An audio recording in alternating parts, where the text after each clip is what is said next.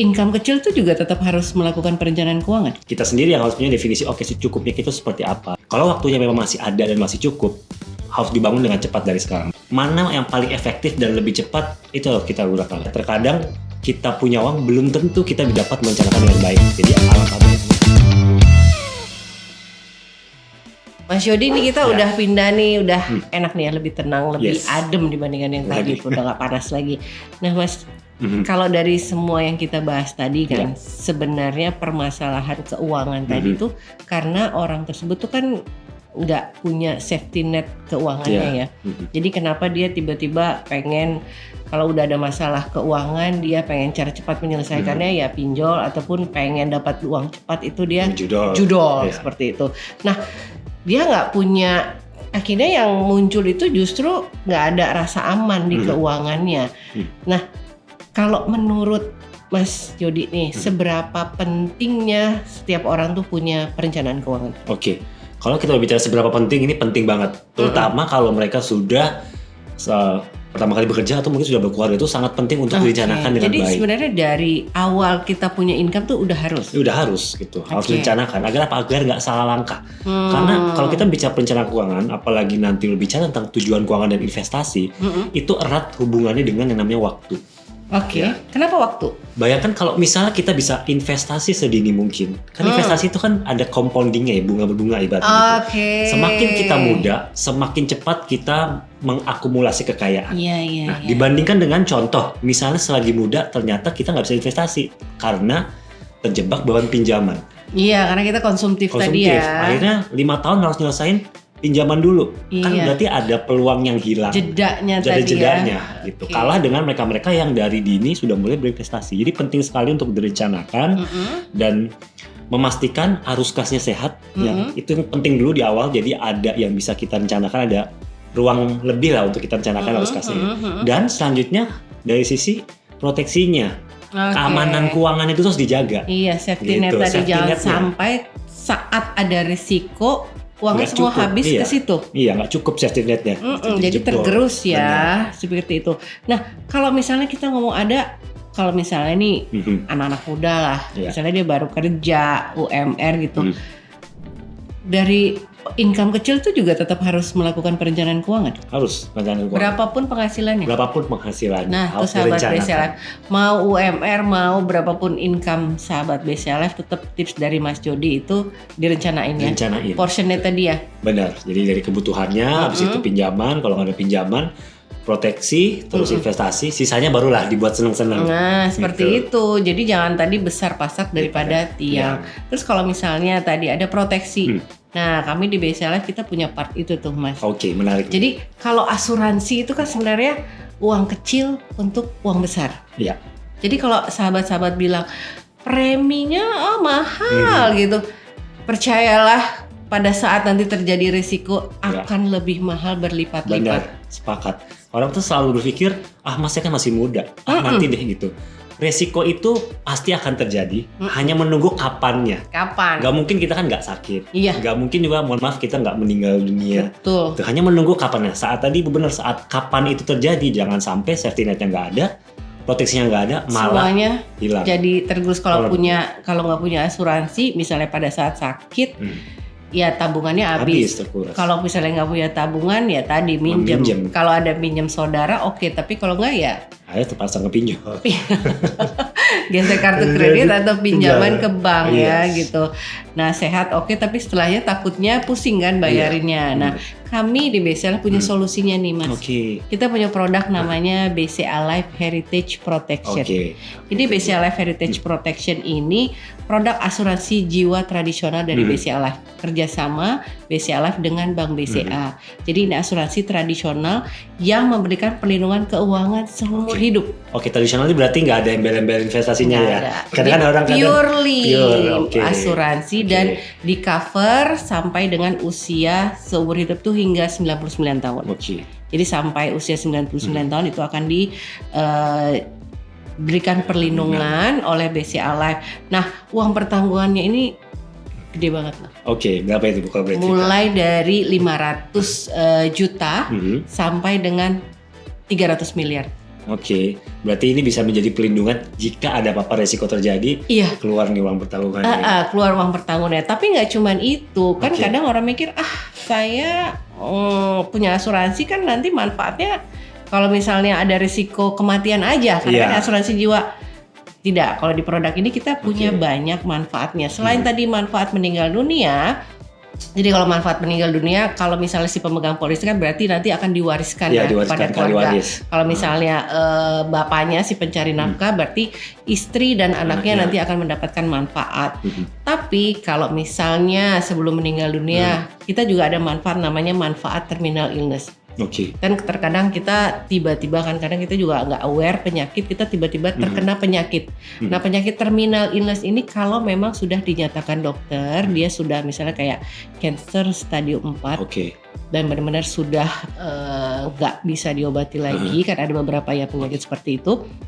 Dan kalau kata dokter sudah terminal illness 6 bulan akan meninggal, itu kita akan mengeluarkan manfaatnya. Manfaatnya itu hingga 3 miliar rupiah dari uang pertanggungan jawabnya. Oh ya, menarik juga ya Bu, kan kadang ada beberapa kasus di mana tidak meninggal dunia tapi sakitnya sakit terminal. Iya. Gitu. Dan tidak bisa berpenghasilan juga. Iya kan, biasanya kalau ada seperti itu kan dia udah nggak bisa kerja ya. Iya benar. Jadi udah kalau namanya terminal itu udah terminal illness tuh memang udah ya dokter juga udah nggak bisa angkat tangan kan. Jadi dari produk ini BCA Life Heritage Protection kita bisa memberikan uang pertanggungannya bisa keluar. Oh, terprotek juga untuk kondisi begini ya. Jadi bisa dipakai oleh keluarganya untuk ya kalau mau pengobatan paliatif seperti itu ya, atau juga untuk ini ya agar keluarga terus bisa ya kebutuhan sehari-hari juga kan memenuhi kebutuhan sehari-hari seperti itu. Jadi Mas Yodi, jadi selain 2 tadi yang saya sebutkan, BCA Life Heritage Protection ini juga punya manfaat lainnya. Jadi kita ada manfaat nilai pertanggungan tambahan. Nah jadi selain dari UP yang sudah ditetapkan di awal, nanti setiap tahunnya itu ada nilai tunai yang muncul dari polisnya itu. Jadi, nah nilai tunai yang muncul ini juga bisa dipakai. Kita punya namanya manfaat pinjaman polis. Gimana tuh Bu pasal pinjaman polis tuh Bu? Jadi kalau misalnya ini kita setiap tahun tuh akan mendiri, kalau namanya kayak di bank tuh kan ada dividen ya seperti itulah. Jadi nilai tunai yang dijamin oleh BCA Life. Jadi nanti akan keluar angkanya. Nah itu tuh untuk menambah manfaat. Nah nilai tunainya ini tuh bisa dipinjam oleh si pemegang polis. Nah jadi ini solusi tadi kan, daripada misalnya pada saat misalnya lagi ada kebutuhan mendesak gitu ya, lagi mungkin income-nya nggak cukup tapi polisnya masih aktif gitu ya, boleh dipinjam. Menarik. Jadi pinjaman, ada fitur namanya pinjaman polis. Nah itu bisa dipakai, diambil sampai dengan 80% dari nilai tunai yang ada. Nah seperti itu. Jadi nah itu kalau misalnya sahabat-sahabat BCA Life tadi, aduh saya butuh duit nih buat bayarin uang sekolah. Iya, daripada minjam mending bisa ngambil dari manfaat nilai tunai ini ya. Ngambil nih maksimum 80%. Nah nanti bisa dikembalikan kan dicicil. Kalaupun misalnya belum lunas cicilannya, tiba-tiba ada resiko, itu nanti tinggal dikurangi aja dari manfaatnya keluar. Menarik ya. Jadi kalau di perencanaan keuangan ini bisa jadi kebutuhan likuiditas lah saat yang mendesak. Liquid. Jadi daripada pusing. Tadi kan takutnya kalau ke bank scoringnya jelek, nggak bisa ngambil kredit gitu ya. Tinggal ya udah kalau misalnya punya BCA Life Heritage Protection ini, tinggal kalau sudah ada nilai tunainya, tinggal dipinjam aja gitu, seperti itu. Sekali nih produknya Nah, Ibu berbicara tentang produk ini tadi kan menarik sekali ya. Nah, pertanyaannya sekarang, kalau misalnya nih saya tertarik, saya mau nih Bu untuk melindungi diri saya dan nanti mungkin ahli waris saya gitu. Ini saya harus belinya kemana? Bisa datang ke cabang, online atau gimana? Nah ini kami kan kerjasama dengan Bank BCA. Jadi kita tenaga pemasar kita, financial advisor kami itu ada di cabang-cabang Bank BCA di seluruh Indonesia. Jadi tinggal datang aja sahabat-sahabat BCA Life kalau memang pengen punya proteksi BCA Life Heritage Protection ini, tinggal datang ke cabang Bank BCA. Nah dari mulai usia berapa gitu ya, usia berapa nih bisa masuk sini, bisa gitu. Punya polis ini, produk ini, perlindungan ini. Nah usianya tuh mulai dari anak kecil. 6 bulan sampai dengan usia 70 tahun. Itu tertanggungnya. Dan kalau pemegang polisnya itu ya mulai produktif aktif ya 21 tahun. Karena kan dia mampu membayar. Nah, itu bayarnya fleksibel. Bisa bulanan, bisa tahunan, ataupun bisa sekali bayar seperti itu. Jadi kalau mau punya tadi safety net proteksi untuk perencanaan keuangan, karena kan tadi kalau risikonya kita bayarkan kan pada saat ada risiko meninggal dunia itu buat ahli waris. Kalaupun misalnya sebelum meninggal, ya tadi ada nilai itu. Nah, solusi kalau memang benar-benar ada kebutuhan mendesak seperti itu. Berarti saya kalau mau tertarik udah datang ke cabang BCA, nanti ada agen di sana yang membantu begitu Bu ya. Iya, ataupun misalnya saya males, nggak apa-apa tinggal masuk ke website kami www.bcalife.co.id, tinggal isi datanya nanti akan dihubungi oleh tenaga pemasar kami. Jadi nggak usah kalau misalnya jauh nih Bank BCA jauh dari rumah masuk website nanti kita akan coba hubungi, kita akan lebih ngobrol-ngobrol lebih jauh mengenai produknya seperti itu. Siap. Jadi setelah ini saya coba buka websitenya,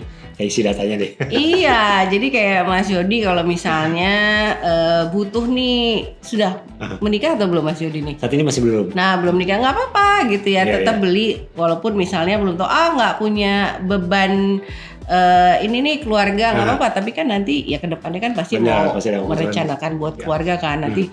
Karena kalau dari asuransi ini semakin muda, preminya semakin murah gitu ya. Karena usianya nanti takutnya kan kalau nanti lupa. Terus juga satu lagi, kalau misalnya nanti kalau sudah ada penyakit, ada resikonya, susah masuknya, kita kayak udah telat seperti itu. Jadi harus sedini mungkin sebelum resikonya juga terjadi. Benar. Jadi tadi asuransi mohon diingat untuk sahabat-sahabat BCA, uang kecil untuk uang besar seperti itu. Sepakat demikian ya. Nah, kita tadi kita udah ngobrol-ngobrol mengenai perencanaan keuangan, pinjol, judol, terus juga mengenai produk BCA Heritage Protection nih Mas. Ya. Saya mau ajak main games nih. Boleh ya main games ya. Boleh. Apa nih games saya mau tanya, mau ngasih 2 pilihan. Tapi nanti Mas Jody pilih salah satu secara cepat. Jawab cepat. Jawab cepat, tapi habis itu nanti kita bahas kenapa pilih itu ya. Oke. Nah, siap-siap dulu. Siap. Semoga nggak salah pilihnya. Jadi satu-satu pertanyaannya. Oke. Mas Jody, kita mulai nih gamesnya ya. Saya akan kasih 2 pilihan. Nanti Mas Jody tinggal 1 atau 2, harus cepet ya pilihannya. Gak boleh mikir lama-lama gitu. Deg-degan. Oke, saya mau bertanya. Nomor 1, punya penghasilan besar tapi hidup dengan tekanan dan utang, atau yang kedua, penghasilan sederhana tapi hati tenang tanpa beban? 2 gitu ya. Oke, yang berikutnya, 1, mengambil resiko besar demi keluar dari kesulitan keuangan, atau yang kedua, bertahan aman tapi lambat tapi tetap memperbaiki kondisi? 1. Ini yang ketiga nih, mengakui diri sedang terjebak dan minta bantuan. Yang kedua, atau mencoba menyelesaikan sendiri karena malu? 1. Oke. Yang keempat, melunasi utang tapi kehilangan percaya diri, atau kedua, perlahan bangkit secara mental meski utang belum lunas? 1. Yang kelima nih terakhir, hidup realistis dengan keterbatasan, atau yang kedua, berjuang mati-matian demi mempertahankan gaya hidup? 1. Oke. Nah, kita bahas nih. Oke, seru nih. Mostly 1 tadi ya? Iya, ada 2 ada 1. Oke. Untuk yang 1 tadi, punya penghasilan besar tapi hidup dengan tekanan dan utang, atau penghasilan sederhana tapi hidup tenang tanpa beban? Tadi kan pilihnya yang 2. Kenapa tuh? Nggak mau ngutang? Karena sebenarnya hidup itu kan, manusia itu memang selalu ingin lebih ya. Pasti namanya manusiawi itu jiwa. Gaji naik, pengen punya ini, pengen ngasain itu gitu. Jadi sebenarnya tidak ada kata cukup sebenarnya. Gitu. Nah, kita sendiri yang harus punya definisi, cukupnya kita seperti apa. Jadi kalau kita ngikutin terus apa yang kita pengen, pasti habis aja itu uang. Jadi ya kan di atas langit ada langit ya. Di atas orang kaya ada lagi orang kaya lainnya. Gitu. Mau seperti apa? Berarti set barrier-nya harus jelas. Definisi cukup kita tuh ada di mana gitu. Jadi ya tidak perlu mengejar sesuatu yang wah terus ya, karena nggak akan ada habisnya ya. Nih baik banget nih tadi sahabat-sahabat BCA nih single and available kan ya. Keren banget loh filosofi hidupnya. Terus yang kedua, tadi mengambil risiko besar demi keluar dari kesulitan keuangan atau bertahan aman walaupun lambat dengan memperbaiki kondisi. Oke, jadi pilih satu ya. Satu. Gitu, karena apa? Mungkin karena saya masih muda ya. Jadi ambilnya risiko besar, oke nggak apa-apa. Iya, risiko aja. Kita sempat singgung bahwa perencanaan keuangan itu sangat erat hubungannya dengan waktu. Gitu ya. Jadi semakin dini, semakin cepat, semakin baik. Jadi saya mengasosiasikan kalau waktunya memang masih ada dan masih cukup, harus dibangun dengan cepat dari sekarang. Makanya udah deh saya ambil resiko dulu yang tinggi. Saya masih muda nih. Kecuali kalau besok saya ditanya pas umur 50, udah saya mau yang resikonya aman-aman aja. Tapi benar, saya sebagai yang mungkin usianya sudah lebih jauh di atas Mas Yodi ya. Menurut saya kalau dari based on pengalaman hidup saya, benar saya harus lebih berani mengambil risiko keuangan pada saat muda. Karena toh nanti, karena pengalaman saya ya, sejalan dengan usia kan penghasilan kita naik ya. Iya. Seperti tadi saya bilang, pada saat misalnya kita umur 20-30 awal lah, kita ngambil kredit rumah misalnya dengan cicilan berapa, let's say 7 juta dulu mungkin sulit banget. Iya. Tapi kan sekarang udah santai aja. Karena penghasilan juga meningkat. Karena penghasilan juga meningkat, jadi nggak perlu takut karena sejalan dengan itu juga penghasilan kita akan naik seperti itu ya. Jadi nggak usah takut seperti itu. Kecuali memang ada kondisi kayak PHK, ada penyakit gitu ya. Tapi kan ya kita nggak mau memikirkan hal-hal yang seperti itu ya. Kita positive thinking aja ke depannya. Nah yang ketiga tadi, mengakui diri sedang terjebak dan minta bantuan atau mencoba menyelesaikan sendiri karena malu. Nah semua klien yang datang ke saya Mbak ya, kalau berbicara tentang pinjaman pasti saya selalu menyarankan nggak apa-apa namanya punya pinjaman terus akhirnya sulit untuk keluar. Itu anggap saja kita sedang dalam keadaan musibah. Kita harus mengakui bahwa mungkin jalan kita saat itu salah, saat itu keliru. Nggak apa-apa gitu, dan penting sekali untuk akhirnya membuka diri dan mengakui bahwa saya salah. Terus namanya manusia pasti pernah membuat kekeliruan lah. It's okay if you make mistake. It's okay. Gitu. Ya karena memang manusia, kita bukan Tuhan atau malaikat kan. Pasti ada jalan kekeliruannya. Jadi daripada jalan sendirian dan jadinya pusing, kita akui dan kita coba minta bantuan dari orang-orang. Nah tadi ya kita sangat penting support system ya. Selain keluarga tadi ada Mas Yodi dan mungkin teman-teman lain yang bisa membantu seperti itu. Nah yang keempat nih, melunasi semua utang tapi kehilangan kepercayaan diri.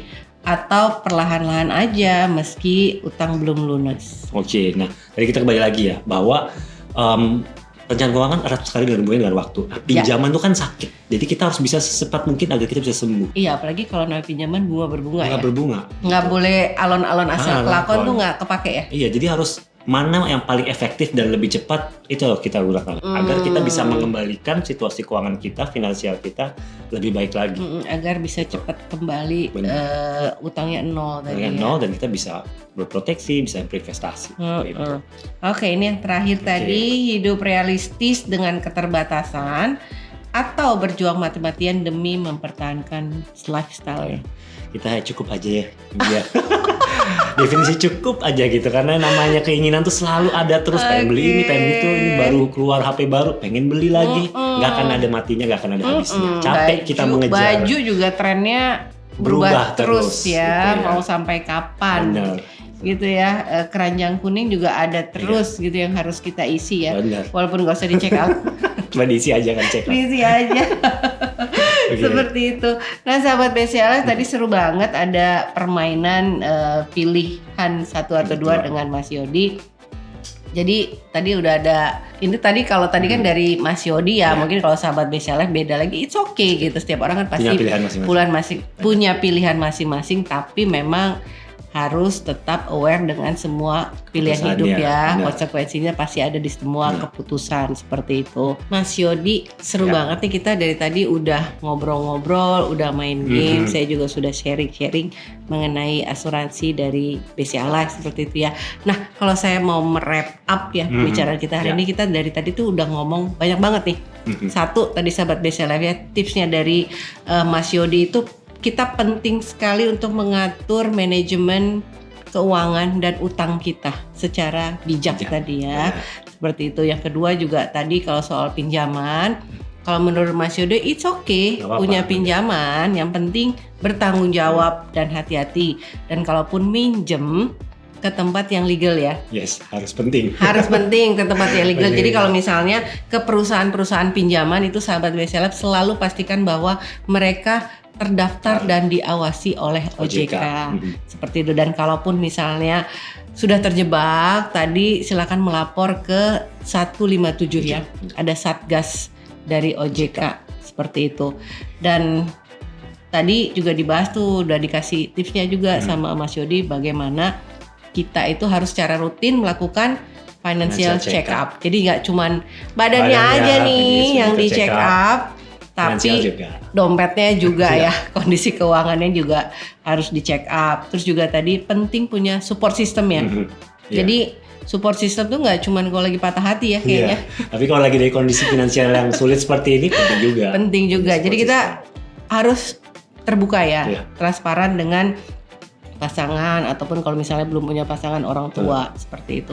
Dan yang terakhir tadi udah penting banget lah punya proteksi diri ya. Seperti itu. Nah, Mas Yodi mungkin ada tips-tipsnya lain lagi yang mau disampaikan kepada sahabat-sahabat BCA. Silakan Mas. Oke, untuk sahabat BCA Live gitu ya. Tadi kita udah banyak berbicara tentang perencanaan keuangan, gitu ya, terutama juga tentang pinjaman. Jadi saran dari saya ini untuk teman-teman BCA Live penting banget untuk selalu berdiskusi ya dengan teman-teman perencanaan keuangan nih, gitu ya. Terkadang kita punya uang belum tentu kita dapat merencanakan dengan baik. Jadi alangkah baiknya kita diskusi dengan perencana keuangan agar apa? Agar rencana keuangan kita itu sudah berjalan ke arah yang tepat gitu. Lalu kalau teman-teman BCA Live saat ini ada dalam kondisi beban pinjaman, please stop yang namanya gaya lubang tutup lubang ya, karena itu lingkaran setan gitu ya. Karena akan ke beban pinjaman berlebihan. Jadi stop, langsung cari bantuan si dokter keuangan ini ya untuk bisa membantu menata kembali keuangan dengan lebih baik. Dan terakhir, sangat penting untuk yang namanya kita punya proteksi, karena salah satu alasan kenapa ada orang ke beban pinjaman berlebihan itu ternyata karena nggak ada proteksi. Jadi penting banget untuk punya, nggak ada safety netnya. Jadi penting banget untuk punya proteksi untuk menghindari kita atau menjaga kita dari resiko yang mungkin terjadi di masa depan. Keren banget nih. Gitu. Nah, sahabat BCA berarti kalau udah ngikutin, dengerin podcast kita dari awal sampai akhir tadi, kalau saya kembali tadi skor literasinya kan tadi kan 4 ya. Iya. Mudah-mudahan jadi naik jadi 6 jadi 7. Jadi 6 7 ya harusnya ya sudah mulai aware ya gitu ya harusnya. Jadi kita please banget nih sahabat BCA Live, tolong manage keuangannya dengan bijaksana seperti itu tadi ya. Tips-tipsnya sudah diberikan tadi, keren banget dan kayaknya bisa diaplikasikan langsung ya, nggak sulit kok kayaknya. Nggak sulit, yang penting jalankan aja, konsisten mau gitu ya. Dan konsisten, persisten, jangan anget-anget di awal gitu setelahnya nggak peduli gitu ya. Nah seperti itu. Jadi sahabat BCA Live, tips-tips dari Mas Yodi tadi keren banget. Nah tapi kayaknya kalau misalnya ini kan ada akunnya pasti ya Mas Yodi ya, sosial media mungkin bisa di-sharing di mana kalau nextnya mau dengerin terus nih tips-tips lainnya. Oke, teman-teman bisa follow akun Instagram aku @yodi.cfp. Di situ aku sering banget untuk memliterasi, memberikan edukasi tentang perencanaan keuangan dan manajemen utang. Nah, keren banget pastinya Ana ya. Sahabat BCA Live, terima kasih sudah hadir bersama saya dan Mas Yodi di hari ini. Pastinya bahasannya kita seru ya, semoga memberikan manfaat dan membuka wawasan dan literasi keuangan kepada sahabat-sahabat BCA Live. Jangan lupa pastikan nonton terus nih podcast asik dari BCA Live. Kami ada di Spotify, YouTube, dan Noisemice. Oke. Jadi pastinya setiap bulan kita ada episode-episode berikutnya yang gak kalah menariknya, dan narasumber saya sih hari ini cakep banget ya sahabat BCA Live, dan ini single dan available nih, boleh nanti pantengin sosial medianya. Nantikan obrolan berikutnya dengan narasumber yang gak kalah oke-nya hari ini, pasti di obrolan asik BCA Live. Sampai jumpa. Terima kasih sahabat BCA Live.